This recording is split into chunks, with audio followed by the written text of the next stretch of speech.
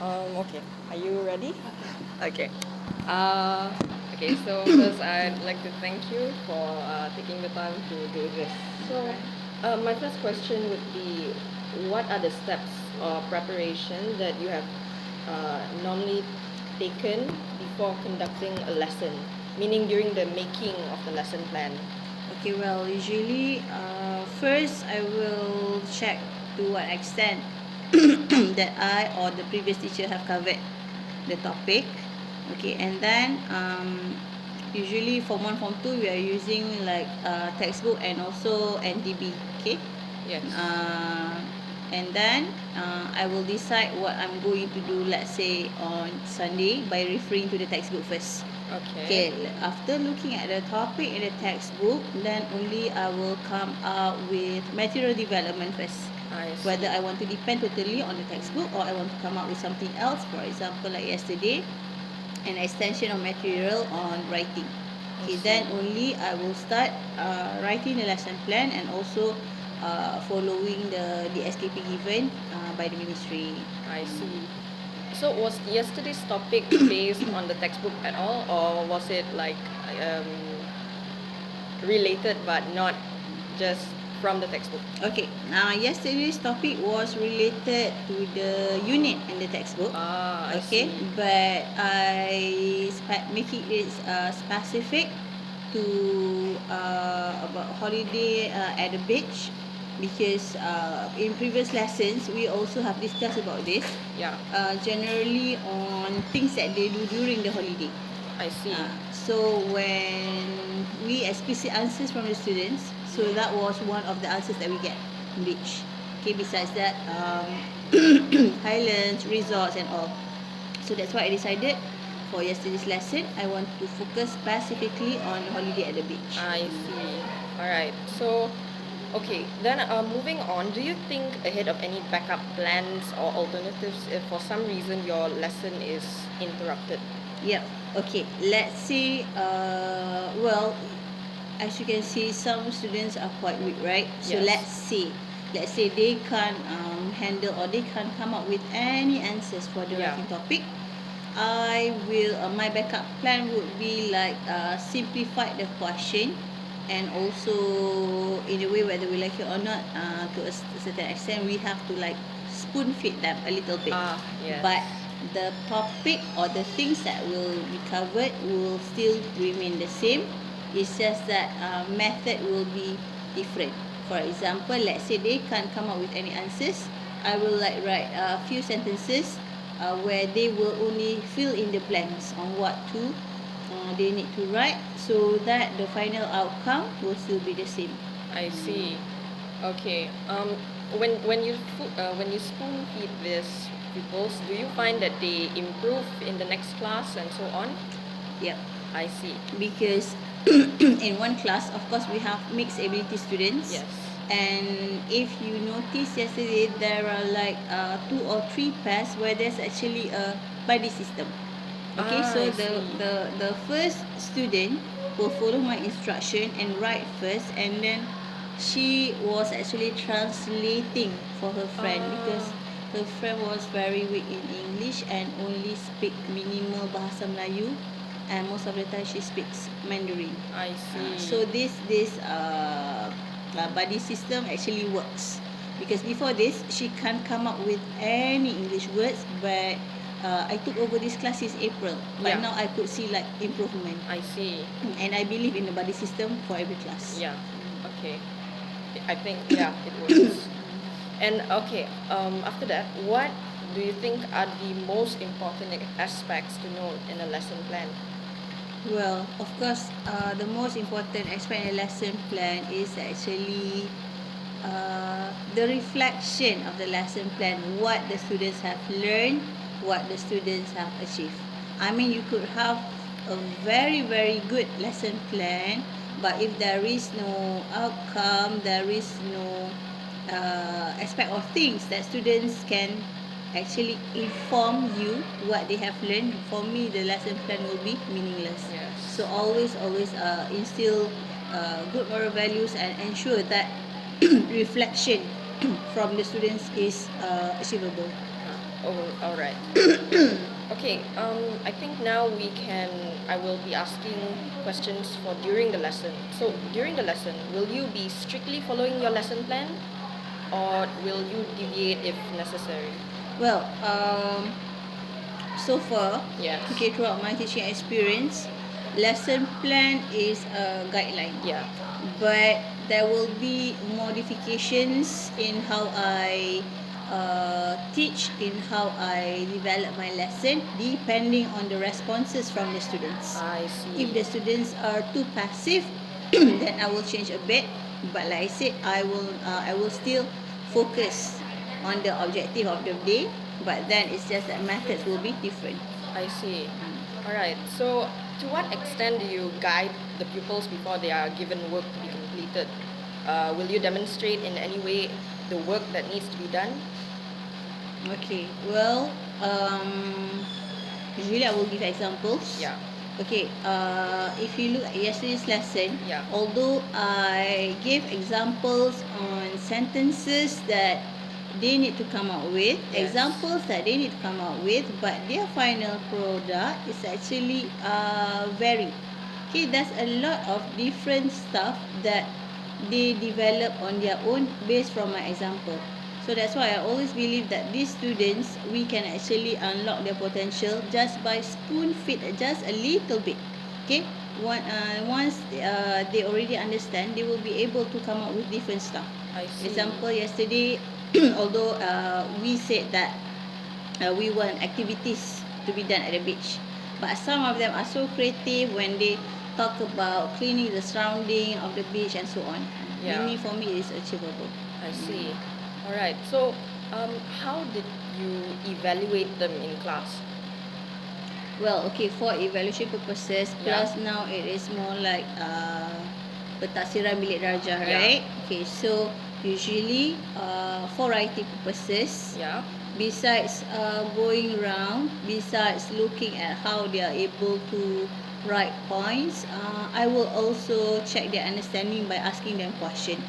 From that, if they are able to answer us spontaneously, so we know that it is achievable. I see. Okay, and then for the purpose of PBD, final product is actually their writing or their essay. So from that, then only we can give marks to them. I see. All right. Okay. Okay. So you find that these instructions will be enough for them to get their work done in the end, lah. All right. Okay. So do you have your pupils complete all their work in class, or are they also meant to do their work in the form of homework all the time? What do you? Well, Yeah. usually they will always have homework, but not extra homework. Okay, meaning things that they are not able to finish it during my lesson, I they will see. continue it at home. And then that is how I prefer to do it. If for 1 hour lesson, Yeah. okay, we will do activities up to maybe 40 to 50 minutes. Then the balance of 10 minutes is the time where they will start doing the real project or product so that they can continue it at home. Because for me it is not logic for someone to actually like teach for half an hour and then students finish essay in Yes, half an hour, that's because true. we know that even for exam purposes they it's actually a 1 hour paper. Yes. So as long as I'm able to teach them how to do mind mapping and all, I'm sure when at home they are able to do it. Plus we also have a Telegram group where I always tell my students they are free to text me anytime if they need to ask anything I for see. homework and everything. Yeah, it's true as well, because especially writing, Yeah. it's impossible to finish only in the remaining. Yes. For example, yesterday I think was 20 minutes. Yeah. So plus we have mixed ability students. Yes. Some might be able to do it very quick, but Yes. some will take some time. Exactly. Yeah, true. Okay, next. What are your methods of keeping your pupils engaged and interested during your lesson? Okay. To tell you the truth, in convent, because Yes. they are all girls, Yeah. I think my bond with them is quite close. Yes. Alright. And then I always I do not depend totally on the textbook. Yes. Okay, and I will always share my experience. Plus, their textbook is also related to the UK syllabus. I always share my experience when I did my TESOL in Yeah. Exeter. So this will actually engage their interest, and when we share our experience with them, they will realize that it's not like a traditional teacher. Yes. Okay, because they are also allowed to share their experiences, and from their responses, surprisingly later during the writing part, the reading part, the homework part, they are able to do it better because they will feel less stress. Yes. But if we treat all students like all must always be exam oriented, trust me, the students will be feel very very stressful. Yes, that's true. And because I always say to them, I don't mind how you want to do it as long as you don't copy your friend's work. And so Yes. far, I managed to handle say 20-25 of them because they will come out with different writing styles.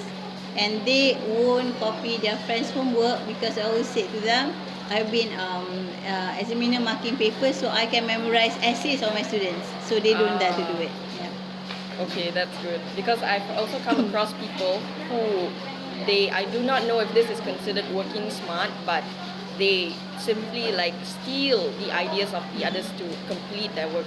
So I'm not sure if that's also considered something that is cheating, but maybe it's just called working smart. For weaker students, Yeah. I allowed them to take examples from the textbook, but only the first paragraph. Because we know that for essay they need to come up with 4 Yes. paragraphs, right? Yes. So at least they put their own effort in another 3 paragraphs. Tengok sini kan? Okay. Okay. Yes, that's true. Okay. Moving on. I think you've already answered this, but I'm just going to clarify once more. If your class is unable to grasp the concept or react within expectations, how would you deal with the situation? Okay, well Sandra, first you need to identify what is the main problem of the student. Yeah. Okay, so you see, not all students are actually fluent in English. Yes. So when they are weak in speaking, they feel that they are also weak in writing and reading. True. So we have to go down back to basic. Yes. Okay, by going down back to basic, then only we can identify their problem. Sometimes it's not that they didn't know. I always tell them, you have been learning English since year 1 until year 6. Not that you didn't know, but it's actually you are not confident, one thing. Another thing is you are afraid in making mistake. Yes. So we have to always inform them that it's okay to make mistakes, it's okay to make grammatical mistakes and all. It's the idea, the flow of idea that we want to see from them. Yes, it's true. All right. So if for some reason a pupil is rude or seems to be challenging you in any way, how would you deal with the situation? Okay. It's unfair for me to school the whole class. Yes. My method is usually I will have a personal session with the student, which I did not yesterday, the day before. Okay? Yes. So when we do that, the students will feel less embarrassed. Yeah. Unless we point her, for this case, all Yeah. girls, okay, in class, she will have this hatred feeling towards the other classmates. So we try our best to deal personally. Yeah. I know it's not easy, plus being a teacher with a hectic timetable and all, but sometimes we just have to give 5 to 10 minutes to that particular student. Sometimes when they are making trouble, it's because, let's face it, they want our attention. That's it. Yeah. Okay, so once we undergo what is the real problem, then later this particular student, she will try her best to mix and mingle with the classmates again, and then making less problem. I see. So in the end, you think that that also will eventually get them to change their behavior? A little bit. A Okay, little. you don't expect that student Yeah. will change like in one day. Yes. But at least give her a chance. I Yes. always tell my students, everyone has an equal chance. Okay, Yes. as long as there are still interests for you to learn from me, then we need to give and take. I always tell them that respect needs to be earned. I Yes. talk, you listen, and you talk, I listen. Two parties. I see. Oh, okay. I have an extra question. So, have you come across any people who will try to be smart with you and like maybe abuse their position to try and maybe overwhelm you in any way? Okay. It doesn't happen here, Yeah. Huh? but it happened in my previous school Yeah. because I was teaching in a Chinese school. Yeah. So this group of students, they will try and test you, okay, because they feel that they are better than Yeah. you. Exactly. But once in a while, sometimes, okay, being especially you, okay, being a new teacher, of course, we don't actually brag. Okay, but Yes. sometimes with these students, once in a while, then when they know that where I did my TESOL, what's my teaching experience, then they will mellow down. Okay, this is how we deal with this smart alex student. Yeah. Yes. Okay, and then for those let's say challenging in terms of naughty ones, refuse to learn, a different method of approach. You have to like sit, have a heart to heart talk session, because later you will realize these problematic students, they actually have problem at home. Yes. So True. a school is a place where they will retaliate and they will challenge those teachers that they feel are like soft spoken. So you have to be in charge. Sometimes you have to be strict, sometimes you have to be like a friend or sister to them. Yes. Then only you'll be able to get attention from everyone. Yeah, that's true. Because I've come across some pupils, not me personally, but I've heard stories of they are challenging in a way, but it's because they're autistic. Yes. So they feel that they can use that position to talk down on the teacher.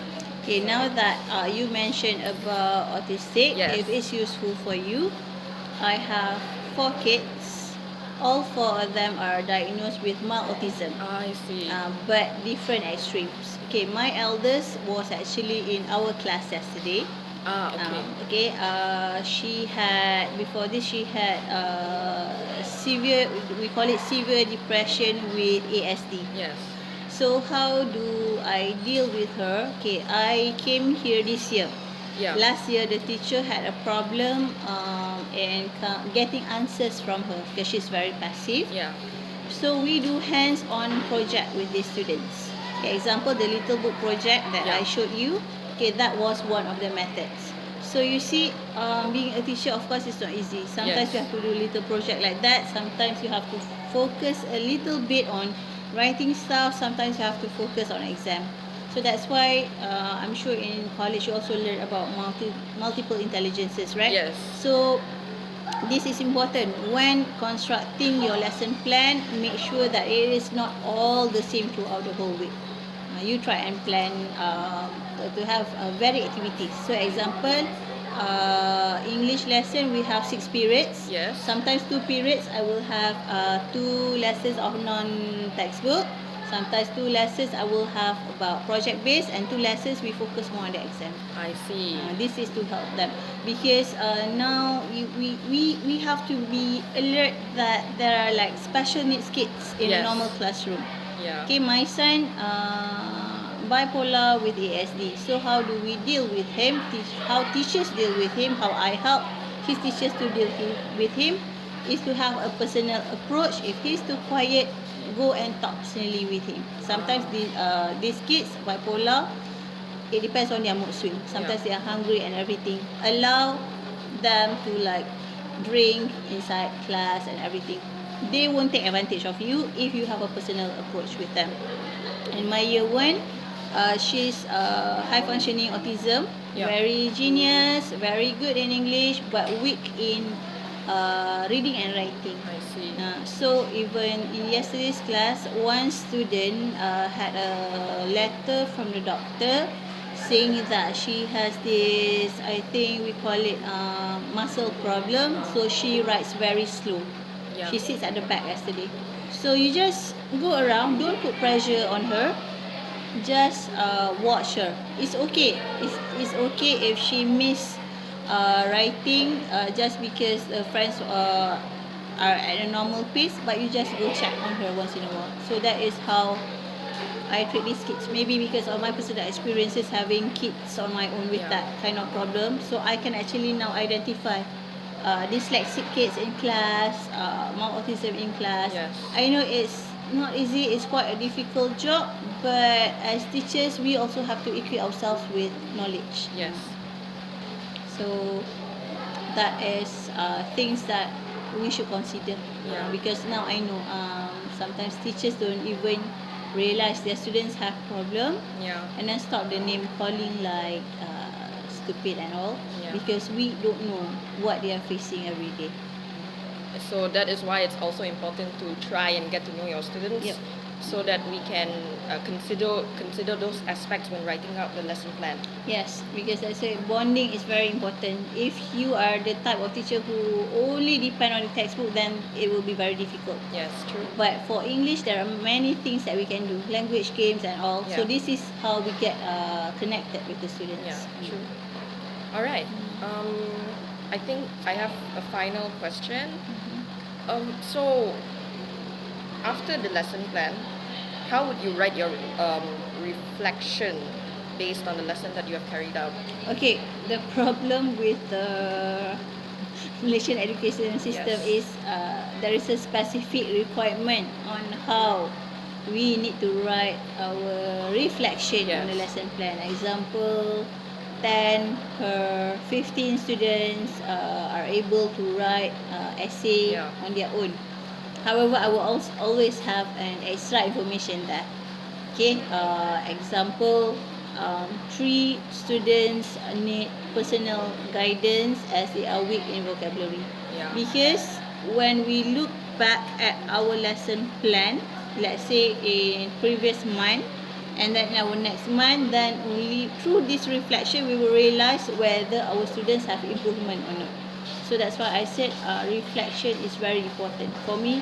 In writing a lesson plan, reflection is very important. Yes. Because you can actually see the students' progress from that. Yeah, true. And okay, this one is the final question I did not notice earlier. How far will you take action upon what you have reflected during your lesson? Okay, I will take action in a small group. Okay, so usually in a class, we know that we have advanced learners, medium learners, and weak learners. Usually, my reflection will be based on the weak learners first. So, the task that we give, okay, let's say a writing task, right? The Yes. worksheet is the same, but the outcome from the pupil is different. Okay, so expectation from each student is different. So sometimes, special occasions, these 2 or 3 students, I will ask them to bring their chair and sit around me. Yeah. That is the only way that I will be able to help them. Yes. And for those advanced ones, we let them write freely. Do not stop their ideas. And for the Yes. medium ones, of course, based on the instruction that we give in the beginning of the lesson, let them carry out. Okay, so that we will see the flow of how far they have come. And then for the weaker ones, those sitting around me, usually at the end of the lesson, at least they will be able to write independently at least 1 or 2 paragraphs, and that is more than enough for me. Yes. Okay, I think that was a very valuable information that you have provided. So thank you so much for Alright. this. Okay, and good luck. Okay, thank you, teacher. But sorry, Sarah.